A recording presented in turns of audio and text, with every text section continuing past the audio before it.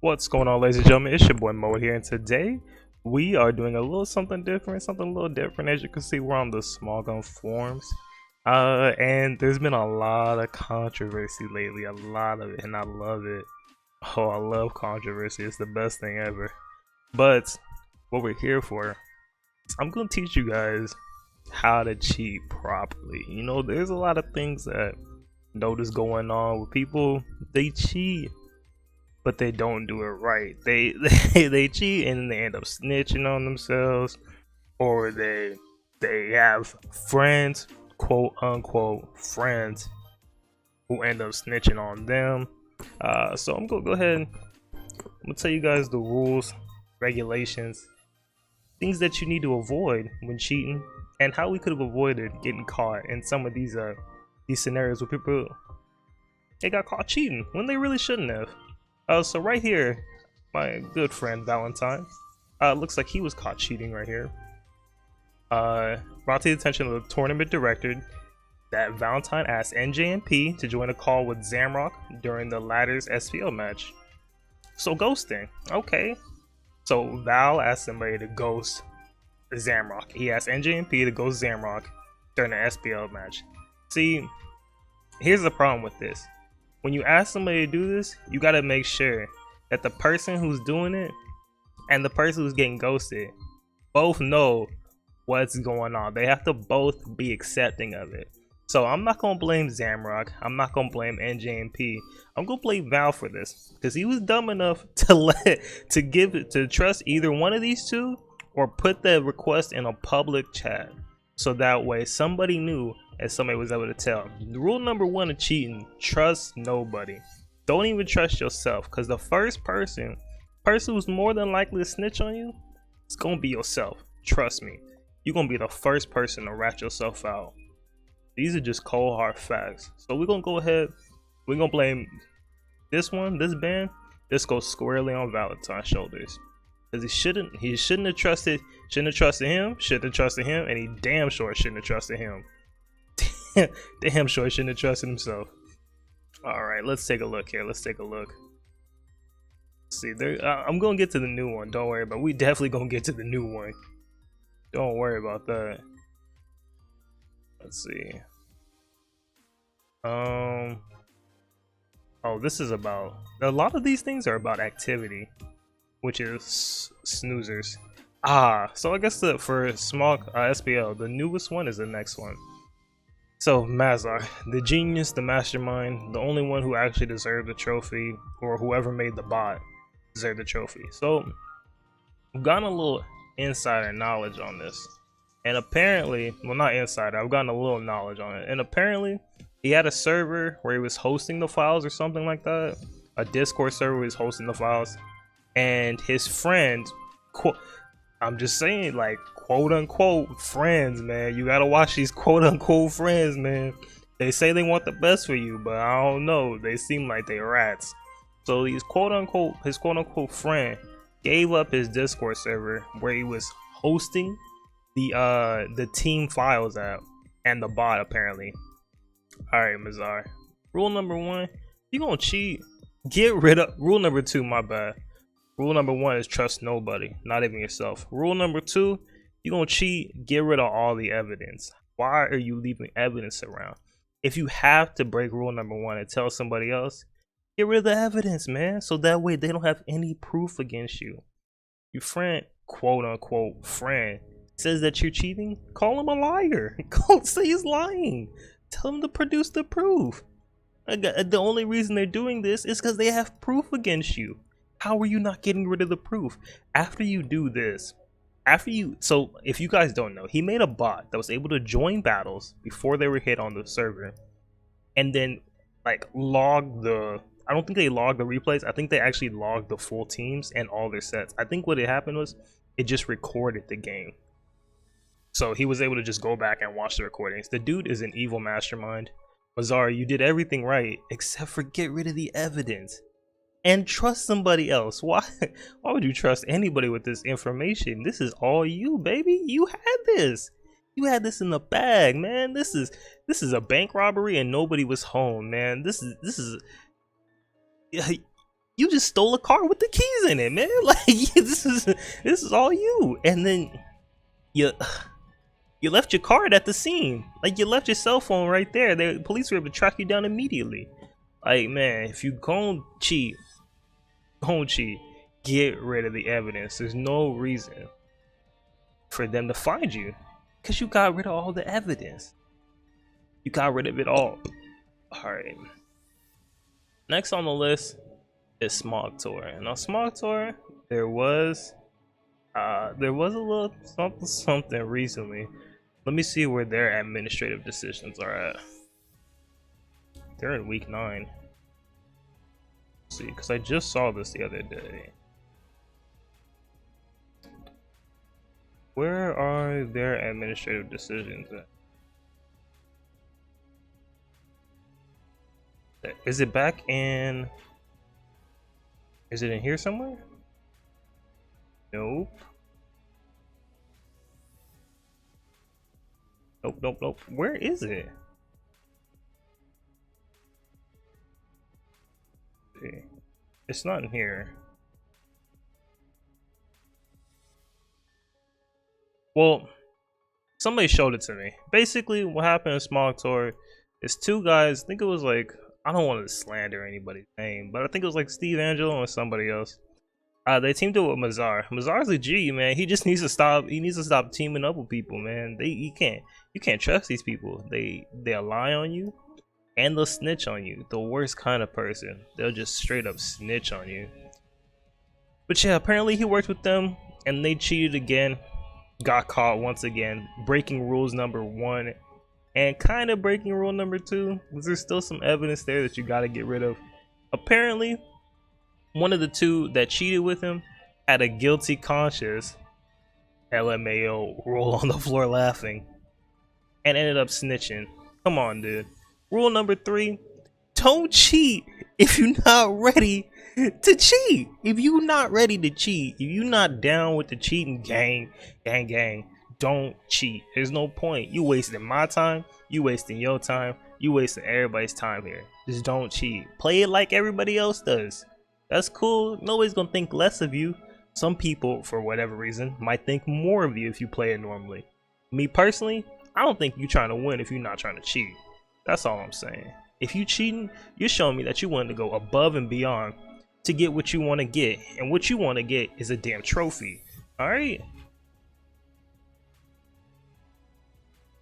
Okay, let's see what's going on here. I know there's been some cheating here. I know World Cup has had cheaters.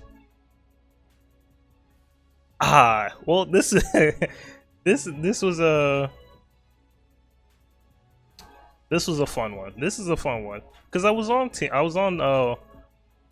Team West, US West at one point. That's how I got my trophy, gang. And they got banned for team ghosting.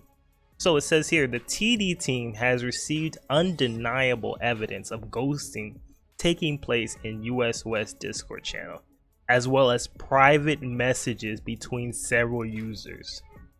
Alright, so that tells me everything I need to know. First and foremost, you broke rule 1. You were trusting other people. When will these people learn? Do not, never, in any circumstance, no matter what, trust somebody else with your cheating. Now I understand, this is a team tournament. How am I supposed to cheat if I don't trust somebody else? Well, here's the thing. There's other ways to cheat in team tournaments without trusting other people. R.E. Mazar, he figured it out perfectly. That guy is the pinnacle of cheating. If only he hadn't broken rule 2, he would actually be the perfect example. But the greatest thing is, he would be the perfect example and nobody would know about him. That'd be the beauty of it. So it's really a shame that he got caught. Fortunately for US West, they trusted each other and thought that there was no snakes in the mist. You got to be aware of this. When you're playing Pokemon, there's snakes in the mist. They're always there. They're watching. So just be careful when you're cheating, guys, that you don't, the people that you trust with your information, you want to make sure that you've known them for a good amount of time. Because if you've just known them for the last week or 2 weeks or 3 weeks when you're doing this team tour, more than likely they catch you cheating, they're gonna cheat. They're gonna snitch on you. You notice here, it's just 3 players here: Crying, Bengay, Roses, and Advantage. They got the ban. The rest of the team is cool. I wonder why. I wonder why. That's all I'm saying. I'm not gonna call nobody. I'm not gonna call nobody out and say they're a snitch. But you know, only 3 members from the team got banned. Somebody from the team had to have told. That's all I'm saying. All right. I'd like to admit and take full responsibility for a particular error that happened in haste, which we created. Enough excuse to simply put, transcribing laws given to us. I misattributed a line from a different U.S. West player to the levels, which constitute the bulk of his punishment. Okay, Okay, so they had probably banned Lavos too, and they were like, "Oh, bros didn't do nothing." Well, good for you, Lavos. It doesn't seem like you snitched. It just seems like you got caught up in something you were trying to wash your hands of. You was like, "I don't want nothing to do with this." They tried to ban you too, but like Bobby Shmurda, they freed you. But unfortunately, like Bobby Shmurda, he's not free. What else is left? I don't think Grand Slam has had any controversies. The only one left is OST, which I don't know if they ever made. They should have made an announcement post for OST. OST was the big one. Oh man, OST was the greatest one. OST was the only one. OST was the only one. There's definitely other ones that I'm missing, but OST is the best one that happened. So if you don't, well, before the Mazar one, the Mazar one is now takes the place of that one. So if you don't know an OST, user Blue went through, created a new account, used their original account to gain information on opponents, and then beat said opponents with their new account. I mean, it's truly great work. I like this one so much because the only person you have to trust in this is yourself, even though I wouldn't trust myself, because I feel like trusting yourself, it's a little slippery. Unfortunately for user Blue, there's a lot of detectives and good guys and ethical people on Small Gun who are just looking to bust somebody. Fucking rats is what I call them. Eventually, they started putting the dots together, whatever dots there are. One of the people putting the dots together was CTC and Valentine. two people who are a little on the the lower end of the ethical side of things. Go figure.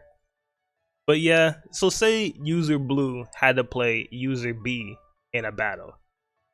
User Blue had an alt that was actually in OST, but would talk to user B on the Blue account, the main one, and then battle them on the alt for the OST round. Did it all the way up until the finals.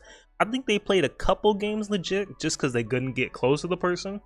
But honestly, if you're willing to go to those extents to win, I see no problem with it. Like I said, I think cheating is truly the pinnacle of showing that you're trying to win at all costs, any means, whatever it takes. That's how I know that you really wanted to win this. Anybody can play it legit. Where's the fun in that? Where's the risk in that? How do I know you really want it? Just because you play good? It's a luck-based game. What the hell? There is no playing good in this. It's getting lucky. Sure, you can outplay somebody, but 99% of the time, that's not fair. We're not gonna say 99. 85% of the time, it's just luck-based. There's a couple people who actually went off skill. We're just gonna go ahead and throw them to the side and ignore them. Most of the time, these people are cheating. Okay, they're either cheating or they're getting lucky. And I'm sure there's plenty more people who have cheated in this, and they just haven't got caught. And I want to take my hat off, bow to them, tell them you're doing a great job. Keep up the Lord's work. All right. If you're cheating, don't get caught. Nobody can blame you. Nobody can say anything sour about you. The trophy still shimmers the exact same. We all get the same pixels. Nobody can tell the difference. All right. There's no asterisk next to the cheater's name. All right. Because you can't tell the cheater. All right. And these are just facts. And once again, rule number 4.